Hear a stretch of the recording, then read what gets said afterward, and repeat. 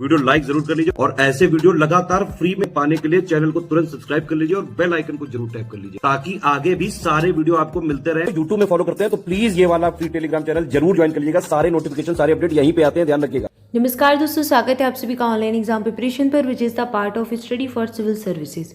दोस्तों आरओ 2023 के लिए हम पीवाईक्यू देख रहे हैं, यानी कि प्रीवियस ईयर के क्वेश्चन, पिछले वर्षों के जो प्रश्न हैं उनको हम सॉल्व कर रहे हैं। तो ये हमने स्टार्ट की थी एक सीरीज़ जिसको हमने सब्जेक्ट वाइज स्टार्ट किया था। इसमें हमने यूपी जीके कंप्लीट कर लिया है। यूपी जीके के सारे प्रश्न जो पिछले वर्षों में पूछे गए उनको कंप्लीट कर लिया है।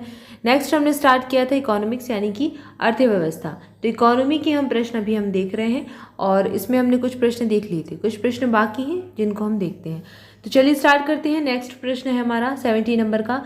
निम्न में से कौन मध्याह्न भोजन योजना को प्रारंभ एवं व्यवस्थित नहीं करता है?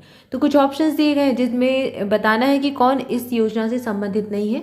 मध्याह्न भोजन, मिड डे मील जो दिया जाता है। अब इसमें स्कूल मैनेजमेंट यानी कि व्यवस्थापक, तो ये तो सीधे तौर पर होंगे ही सम्मिलित।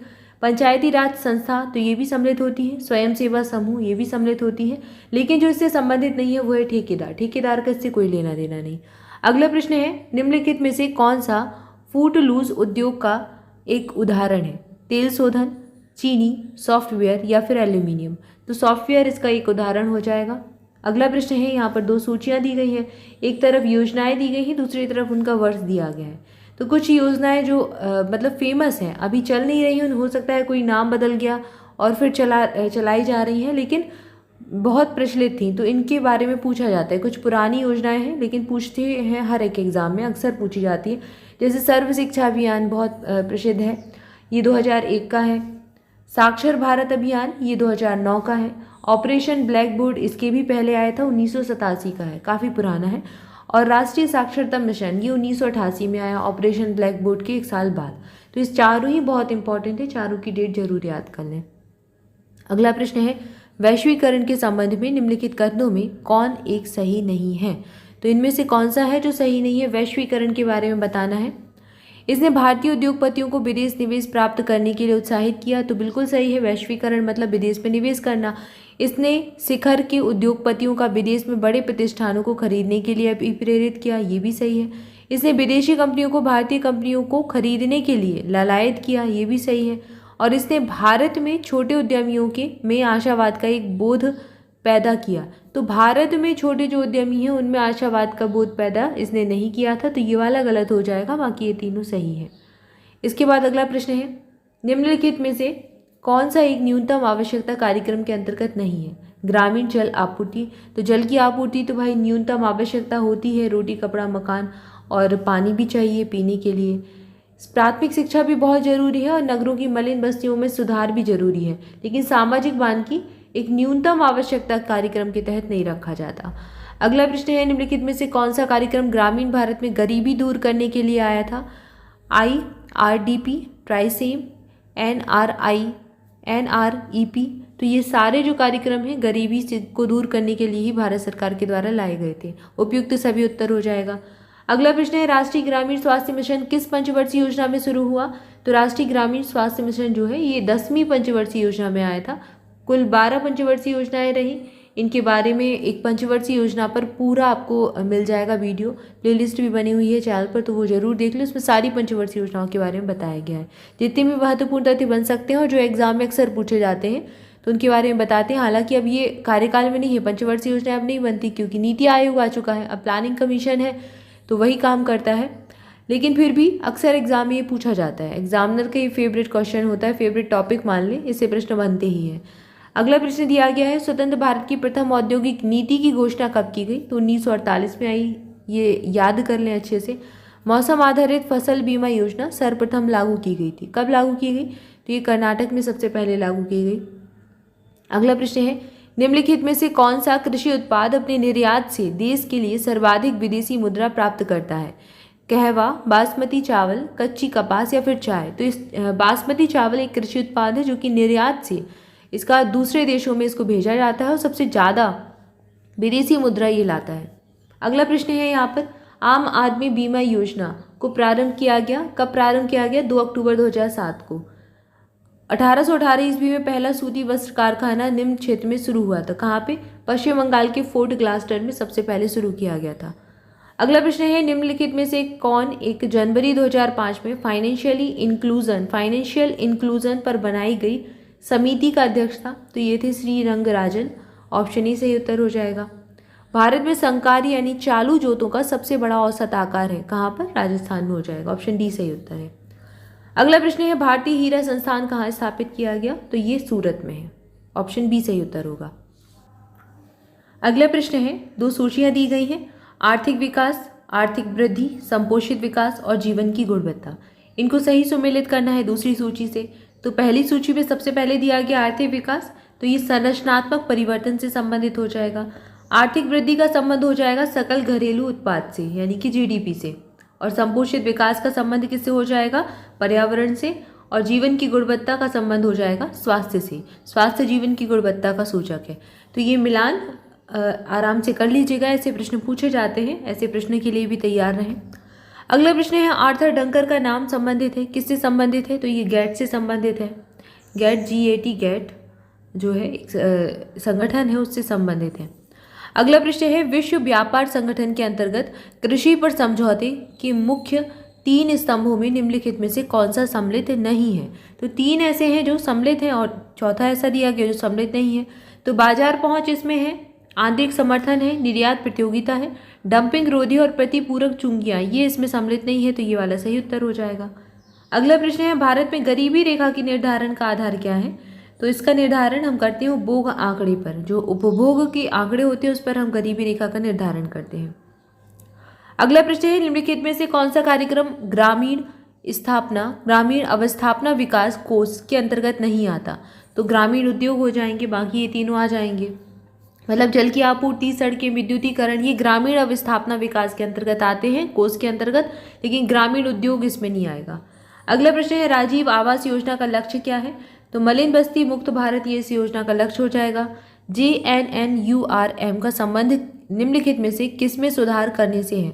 तो इसका संबंध है शहरी अधोसंरचना में सुधार करना। अगला प्रश्न है, भारत में व्यावसायिक बैंकों द्वारा साख सृजन का नियंत्रण निम्नलिखित में से कौन करता है? तो ये हमारा रिजर्व बैंक ऑफ इंडिया जो है, भारतीय रिजर्व बैंक करता है। अगला प्रश्न है, सार्वजनिक वस्तुओं की कीमत निर्धारण हेतु छाया कीमतों की अवधारणा को किसने प्रतिपादित किया था? तो ये जो अवधारणा है ये किसके द्वारा दी गई थी? जे टिनवर्गिन ने इस अवधारणा को दिया था। छाया कीमतों पर जो अवधारणा है ये इनके द्वारा दी गई थी। अगला प्रश्न है, यहाँ पर 2 सूचियां दी गई हैं, एक तरफ संस्थाएं दी गई हैं, दूसरी तरफ स्थापना वर्ष। तो पहला दिया गया है भारतीय औद्योगिक साख एवं निवेश निगम, कहाँ पर है? निवेश निगम। तो ये 1955 में आया था। भारतीय औद्योगिक विकास बैंक की यानी कि IDBI की स्थापना कब की गई थी?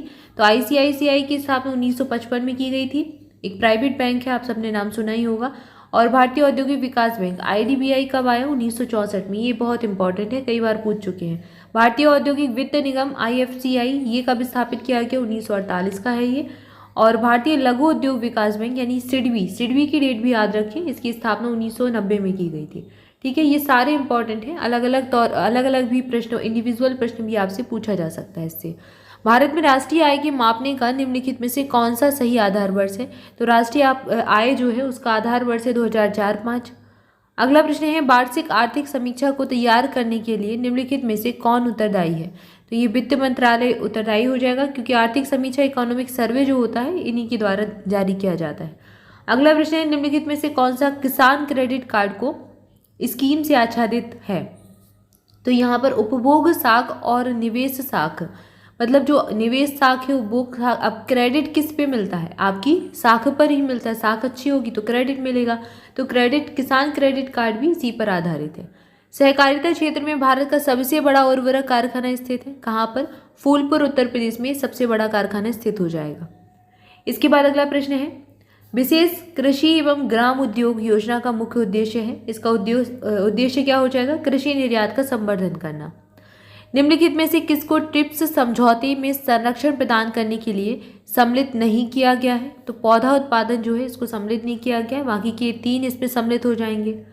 अगला प्रश्न है, यहाँ पर फिर 2 सूचियां दी गई हैं। राष्ट्रीय कृषि विकास योजना के लिए निम्नलिखित में से कौन सी वित्तीय व्यवस्था सही है? और यहाँ पर बताना है। तो ये जो पहला वाला मिलान है ये सही दिया गया, 0% राज्य का और केंद्र 100%, यानी कि जो राष्ट्रीय कृषि विकास योजना है इसमें 100% केंद्र का योगदान ही होता है। डंकन का नाम है निम्न में से किससे संबंधित है? ये पहले भी प्रश्न आ चुका है, पहले इनका पूरा नाम दिया गया था, अब सिर्फ डंकन दिया गया है, गेट्स से संबंधित है। अगला प्रश्न है निम्नलिखित युग्मों में कौन सा सही सुमेलित नहीं है? तो 3 ऐसे दिए गए हैं जो सही सुमेलित हैं, एक है जो सही सुमेलित नहीं है। तो गोस्वामी समिति औद्योगिक रुग्णता की समस्या से संबंधित थी। जानकी रमन समिति शेयर घोटालों की जांच पड़ताल से संबंधित रही। मल्होत्रा समिति बीमा क्षेत्र में सुधार से संबंधित थी, लेकिन तारापुर समिति बैंक में ग्राहक सेवा से संबंधित नहीं थी। ये वाला मिलान सही नहीं है। समितियों पर भी वीडियो पूरा डला हुआ है, इसको भी जरूर देख लें। सारी समितियां नई और पुरानी जितनी हैं उसमें कवर कराई गई हैं। अगला प्रश्न है भारत में सिक्के जारी करने के लिए कौन अधिकृत है? वित्त मंत्रालय। सिक्के वित्त मंत्रालय जारी करता है। नोट वगैरह का काम रिजर्व बैंक ऑफ इंडिया का होता है। 13वें वित्त आयोग की सिफारिशों का प्रावधान किस अवधि से संबंध है? तो 13वां वित्त आयोग 2010 से 2015 तक चला था, मतलब अभी 15वां वित्त आयोग, फिर 16वां वित्त आयोग, इसके बाद के जितने, मतलब पहले वित्त आयोग से अभी तक के जितने भी वित्त आयोग हैं उन सबके कार्यकाल कब से कब तक चले। 5-5 वर्षों के लिए होता है, एक वित्त आयोग बनता है, लेकिन उनके अध्यक्ष जरूर पूछे जाते हैं, अध्यक्ष भी पूछे जाते हैं, तो उसको देख लें। और वर्तमान वित्त आयोग जो भी चल रहा है उसको देख लें। चालू खाते में रुपए की पूर्ण परिवर्तनीयता को किस वर्ष से घोषित किया गया? तो ये 1994 में हुआ था। 1994 में रुपए की पूर्ण परिवर्तनीयता को हमने घोषित किया था। पंजाब नेशनल बैंक में विलय होने वाला वाणिज्यिक बैंक है, इनमें से कौन सा है? तो oriental bank of India Punjab यानी पीएनबी बैंक में विलय हो चुका है। निम्नलिखित में से कौन सा देश दक्षिण एशियाई क्षेत्रीय सहयोग का सदस्य नहीं है?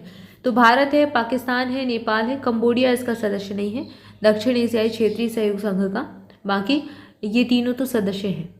ठीक है, तो यहाँ पर हमने कुछ प्रश्नों को देखा। हमारे सारे प्रश्न इकोनॉमिक्स के कंप्लीट हो चुके हैं। इसके बाद हम अगला सब्जेक्ट देखेंगे, कोई भी और दूसरा सब्जेक्ट देखेंगे। तब तक के लिए आपसे भी चैनल के साथ जुड़े रहें। चैनल को सब्सक्राइब जरूर कर दें, वीडियो को लाइक भी कर दें, कमेंट करके बताएं वीडियो कैसा लगा। Thank you for watching this video. स्वस्थ रहें, मस्त रहें, मुस्कुराते रहें। मोर अपडेट के लिए टेलीग्राम ग्रुप ज्वाइन कर सकते हैं, लिंक आपको डिस्क्रिप्शन में मिल जाएगी। इसके अलावा study for civil services application पर RO 2023 के एग्जाम का पूरा study material plus video classes आपकी लॉन्च कर दी गई हैं, तो आप जाकर ज्वाइन कर सकते हैं। टेस्ट सीरीज भी वहीं पर आपको दी जाएगी, तो इसलिए आप ऐप को तो जरूर इंस्टॉल कर लें। अगर आप एंड्रॉयड फ़ोन चलाते हैं तो एंड्रॉयड पर आपको प्ले स्टोर में आराम से एप्लीकेशन मिल जाएगा। Study for civil services type कीजिएगा, आपको हमारा ऐसा लोगो दिखेगा ग्रीन कलर का, ये वाला, तो इस पर क्लिक करना है और ऐप पे रजिस्ट्रेशन करके ऐप को इंस्टॉल कर लेना है। ठीक है, thank you for watching this video. Thank you so much.